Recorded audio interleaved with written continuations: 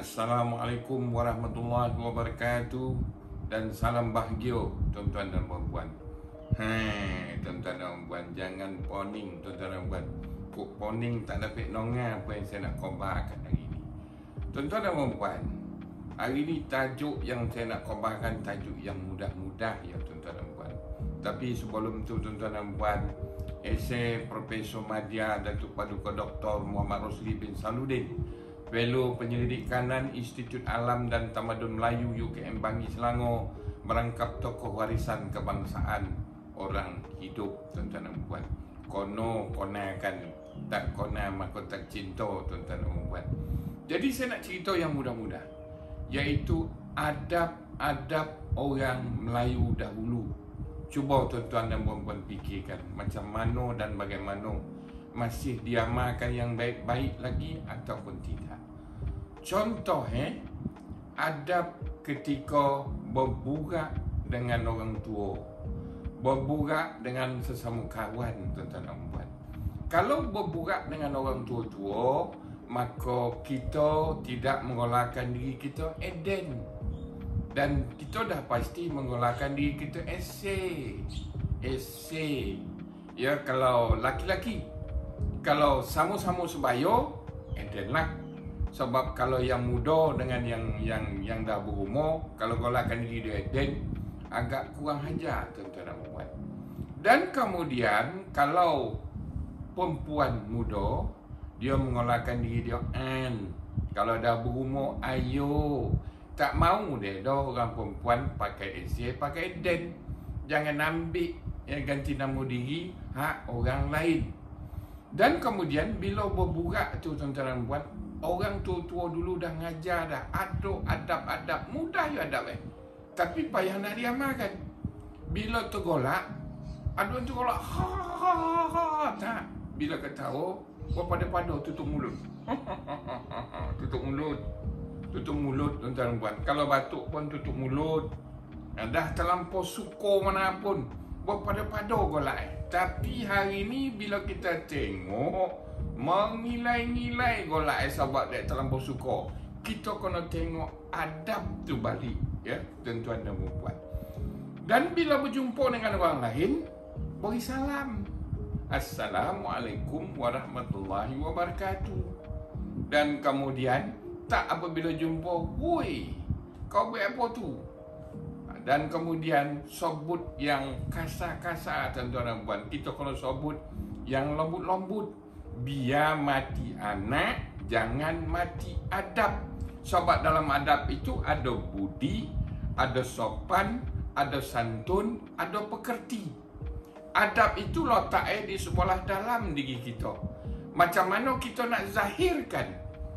Zahirkan melalui diri kita yang nampak ni, melalui percakapan, melalui penglihatan, melalui rasa, dan semuanya itu ada adab ada undang-undang ada cara dan itulah yang perlu kita tengok dan perlu kita fikirkan tuan-tuan dan puan. Orang Melayu dulu sangat menekankan tentang pentingnya adab. Bila kita datang ke rumah orang, menziarahi rumah orang, jangan datang waktu makan lalu keluarlah perkataan langkah kanan, walhai langkah kiri kanan, kalau gua-gua lah waktu makan. Dan kemudian datang pula waktu malam, waktu ngorit, waktu semayang. Dia kita kena rancang bila datang rumah orang. Bila datang rumah orang, jangan lupa beri salam. Assalamualaikum warahmatullahi wabarakatuh. Kalau adab orang Melayu dulu, esei ngaso masa tu tuan-tuan dan puan, bila datang dan kemudian nak beri salam, naik, dijemput duduk. Sebelum duduk, diulurkan bujam ataupun tepak sirih, diberi menyirih dulu. Lepas itu ada pula rokok pucuk, rokok pucuk, bakar mati sambil berburak. Dan kemudian dah pasti akan dihidangkan dengan air, kuih ataupun yang ada pada ketika itu. Dan adab kita menziarahi rumah orang pula, kalau ikut dulu-dulu, ada buah tangan. Jangan kita asyik nak mengonoi rumah orang, tuan-tuan dan puan. Pula-pula datang ketika time makan. Ini satu adab yang tak baik, tuan-tuan dan puan. Anak Cina memasang pukat sampai ke doli. Hidup di dunia elok beradat, budi bahasa, tak boleh dijual boli, tuan-tuan dan puan. Ada adab. Dan kemudian lagi, apabila menziarahi orang sakit. Bila menziarahi orang sakit, ya kita kena cakap yang elok-elok, yang sehingga boleh meyakinkan orang yang sakit itu boleh jadi sihat. Dan kita kena meyakinkan dia. Jangan bila kita tengok orang sakit ni, dah lama sakit kau? Apa mula pula sakit ni? Dan lepas tu cerita pula, dulu saya pernah tengok orang ni sakit macam-macamnya. Lepas tu 2-3 hari lepas tu meninggal. Walhal yang depan ni masih sakit lagi ni. Jadi oleh sebab tu tuan-tuan dan puan, adab itu mesti ada. Dan kemudian bila menziarahi orang sakit, bawa buah tangan. Dan kemudian ada sumbangan-sumbangan kita, tuan-tuan dan puan, untuk meringankan beban orang yang sakit, tuan-tuan dan puan. Ini cantik kalau ikut adab-adab orang Melayu dahulu. Dan kemudian, tuan-tuan dan puan, kalau adab menziarahi orang meninggal. Bila menziarahi orang meninggal, kita datang, ya kita biasanya baca Yasin, Fidyah Al-Fatihah, dan biasanya bukannya dan kemudian kita tengok jenazah tu, tuan-tuan dan puan, untuk kita muhasabah diri, untuk diri kita pula, tuan-tuan dan puan. Bukannya bila dah keluar lepas tu lalu berbual, lalu bercerita, membawang orang tu, orang ni pilih raya tu, pilih raya ni, pemimpin tu, pemimpin ni.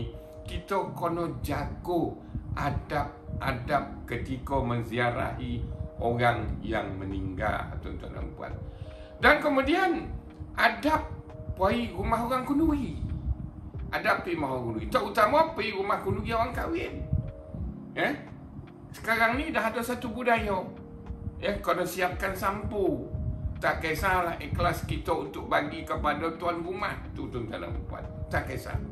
Dan kemudian kalau dulu-dulu datang, dan bila datang, laki-laki duduk di kemah dan yang perempuan akan naik ke atas rumah. Apa yang nak ditengok? Tengok tompet tidur, tuan-tuan dan puan. Apa cadar jenis apa, bantal jenis apa, lansi jenis apa. Itu kalau dulu-dulu. Ni jam pun ada yang macam tu. Dulu-dulu kalau tengok tompet tidur, kalau nikah janda, bantal poluk di tengah-tengah satu.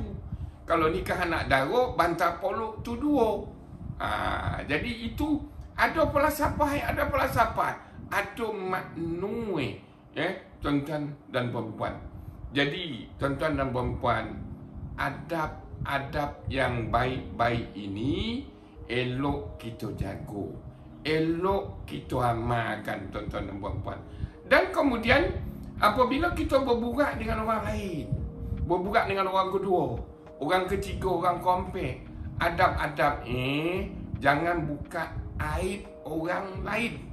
Jangan buka aib orang lain. Kita tutup aib orang lain. Sambil kita tutup tu, kalau boleh, kita atasi masalah tu. Kita betulkan keadaan itu, tuan-tuan dan puan. Adab sebagai sebagai pemimpin pula, misalnya, tuan-tuan dan puan. Tak kisahlah pemimpin adat kau, pemimpin politik kau, pemimpin keluarga kau, kita kena tahu amanah kita. Sebab pemimpin yang baik, kok digumpa selebar kuku, kok dibentang selebar alam, walau sebesar biji labu, langit dan bumi ada di dalam. Pilih-pilih tompek menjadi, pertama toluk kedua pantai. Pilih-pilih pemimpin terpuji, pertama elok kedua pandai.